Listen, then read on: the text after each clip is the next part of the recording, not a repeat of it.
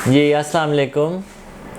मेरा नाम professor doctor Shahid Aftab Ahmad है और मैं kids care clinic DHA phase 4 Lahore से आपकी खिदमत में हाज़िर हूँ। आज का हमारा जो टॉपिक है वो रिलेटिवली काफ़ी कॉमन टॉपिक है।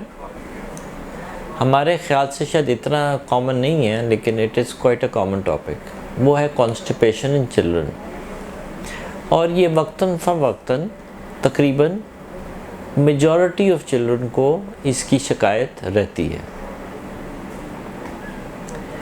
और वजूहात जो हैं कॉन्स्टिपेशन के बच्चों में ये वेरी करते हैं एज टू एज।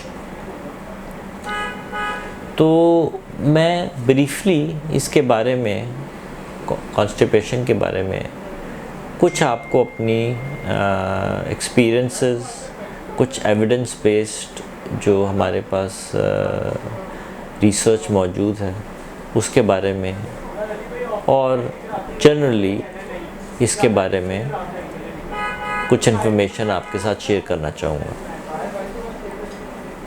अच्छा, अब ये कॉन्स्टिपेशन जो है ये बच्चों में सबसे पहली बात ये कि प्रेजेंट कैसे करता है।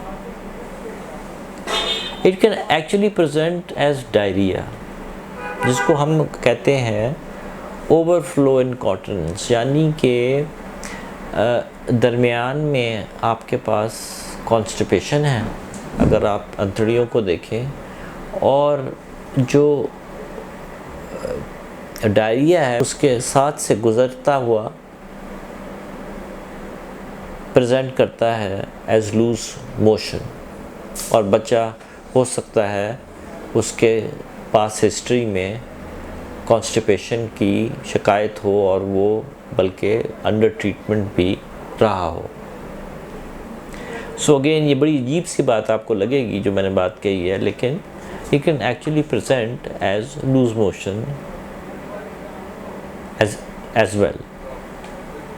इसके अलावा और ये किस तरह से प्रेजेंट कर सकता है, या क्या शिकायत लेके माँ बाप आपके पास आते हैं।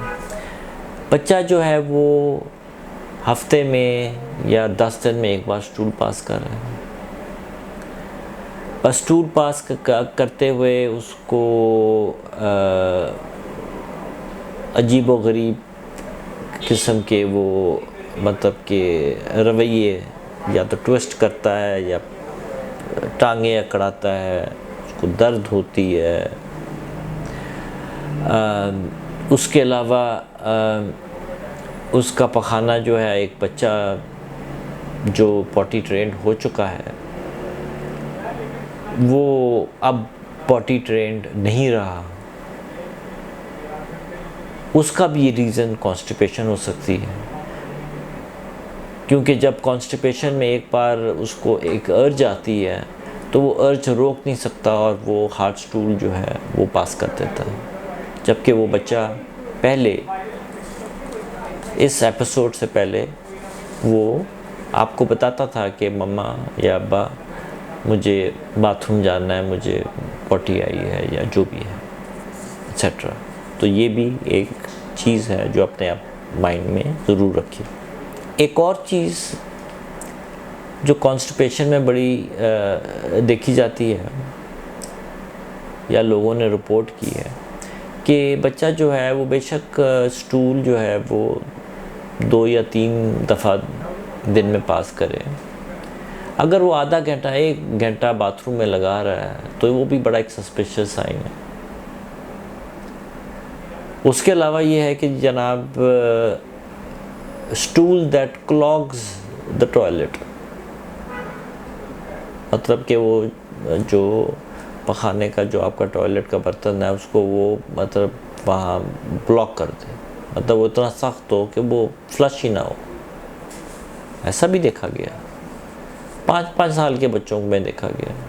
ये कोई अनहोनी बात नहीं है, इसके ऊपर एक रिसर्च स्टडी है। एंड एक्चुअली ये टॉक करने से पहले मैंने कुछ रिसर्च स्टडीज़ के पे एक नज़र दोहराई थी, तो उसके बाद मैं ये बात कर।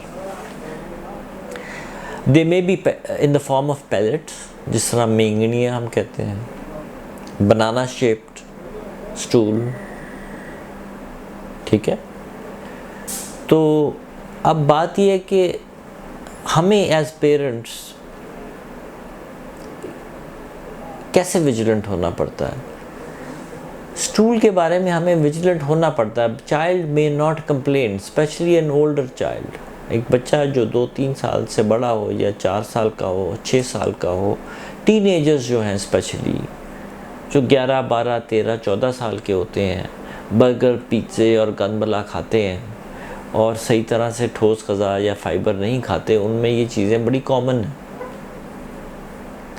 तो हमें आई थिंक सो एक लेवल ऑफ फ्रैंकनेस भी रखना चाहिए बच्चों के साथ, ताकि हम उनसे इस किस्म के सवालात जो मैंने ऊपर आपसे ज़िक्र किए कि ये ऐसे हो सकता है, ऐसे हो सकता है, stool that clogs the toilet, अब ये या मतलब कि वो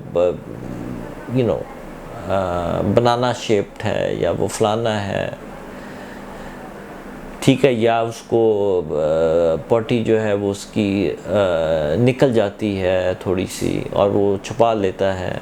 तो ये चीज़ें आपकी फ्रैंकनेस लेवल होनी चाहिए या आपकी विजिलेंस बच्चे पे होनी चाहिए कि आप ये चीज़ें आइडेंटिफाई कर चुके, क्योंकि कई स्टडीज़ में ये बताया गया है कि हमारे 1/3 ऑफ चिल्ड्रन जो है वो किसी न किसी मौके पे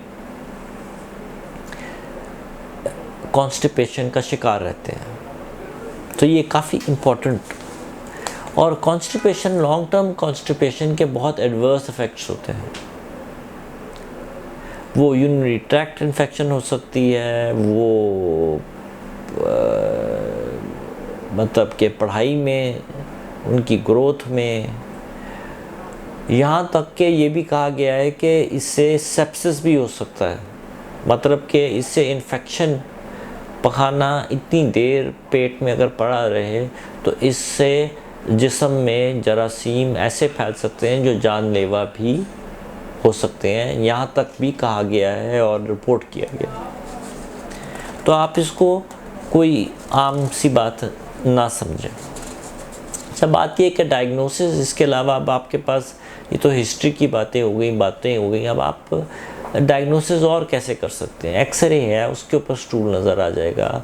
अल्ट्रासाउंड एक आम चीज़ है, उसके ऊपर आपको स्टूल नज़र आ जाएगा। और भी चीज़ें हैं जिनको आप यूज़ कर सकते हैं।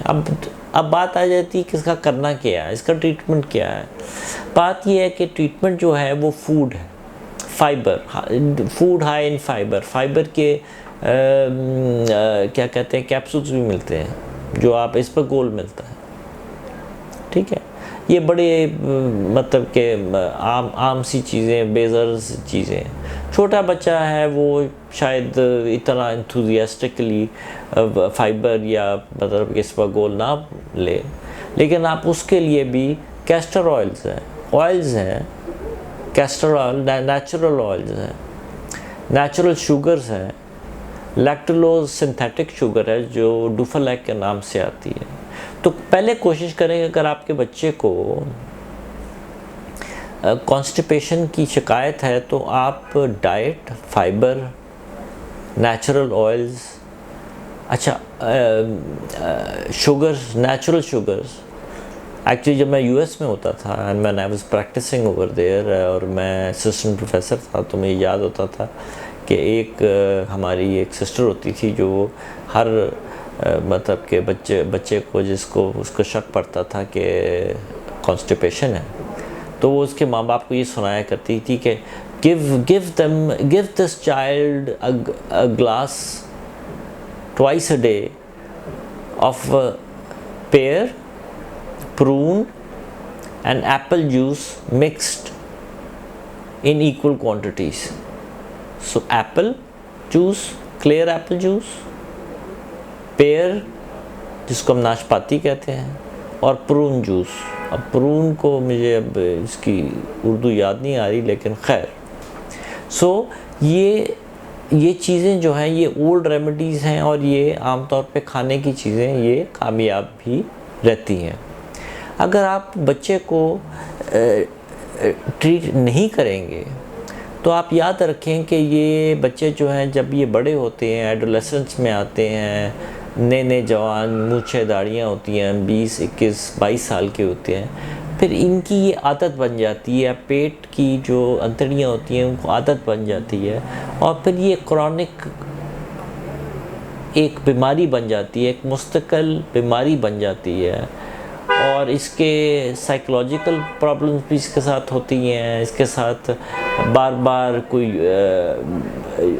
इन्फेक्शंस, यूरिन की इन्फेक्शंस, बड़े मसाइल हैं। मैं इसके ऊपर तो मेरा ख्याल से 1 घंटा लेक्चर दे सकता हूँ, लेकिन मैं ये मुख्तसर आपको ये बयान करना चाह रहा हूँ कि ये कितनी बड़ी प्रॉब्लम है कि कई स्टडीज़ में ये कहा गया है, और एक स्टडी हम खुद कर रहे हैं जिसमें हमें नज़र आ रहा है कि ये प्रॉब्लम ये बढ़ती जा रही है, क्योंकि हम आम खानों से हट के अपने बच्चों को इंस्टेंट खाने, पिज़्ज़ाज़, बर्गर्स पे ज़्यादा ला रहे हैं।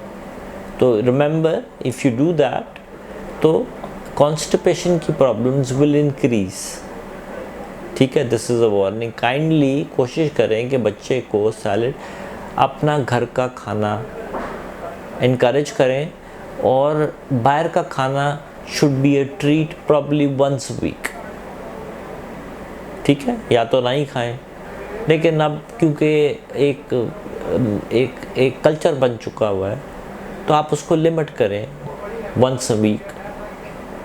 ठीक है, और पानी का इस्तेमाल, फ्लूइड का इस्तेमाल करें, वो भी फ़ायदेमंद होता है। ये देखेंगे बच्चा सही पानी पी रहा है, नहीं इनफ पानी पी रहा है, जब तक वो आपके घर पे है। तो मेरा ख्याल है कि इतना ही इस टॉपिक पे कहना काफ़ी होगा। अगर आपको हमारी इसी तरह की और वीडियोस पसंद आई हैं और अच्छी लगी हैं, तो आप हमारा YouTube channel kindly please subscribe करें, शेयर करें, अपनी फैमिली के साथ शेयर करें, डिस्कस करें। अगर आपके कोई सवाल हैं, या अगर आपके इसके बारे में आप हमसे कोई जवाब चाहते हैं, तो आप काइंडली हमें लिखें, प्राइवेटली लिखें। हम आपके सवालों के जवाब भी दे सकेंगे। अगर आप आके हमसे मशवरा लेना चाहते हैं तो ज़रूर आएँ। हम फ़ेज़ 4 में आपके खिदमत के लिए हाज़िर हैं। कोरोना की हमारे पास आजकल कोरोना का ज़माना है, उसके लिए हमने बहुत ज़्यादा तदाबीर की हुई हैं। एक एक करके हम लोगों को लाते हैं, स्प्रेज भी करते हैं। हमारे सारे जो कुर्सियां हैं वो हर पेशेंट के बाद डिकंटामिनेट भी होती हैं। तो खैर, ये तो कोरोना की बात होगी। अल्लाह करे कि ये इस अज़ाब से हमें जल्दी छुटकारा मिले। तो याद रखिए, कॉन्स्टिपेशन मजाक नहीं है, और इसको सीरियसली लें। Thank you very much for listening to Professor Dr. Syed Aftab Ahmed over the topic of constipation. Thank you. Allah Hafiz.